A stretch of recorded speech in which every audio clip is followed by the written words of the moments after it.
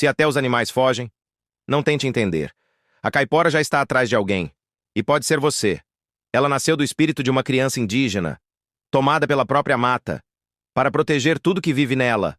E quando alguém derruba, caça ou destrói, ela aparece, rápida demais para fugir, silenciosa demais para ser ignorada. Se você ouvir 3 assobios curtos, corra, porque quem cruza o caminho da caipora entra na mata, mas nem sempre volta.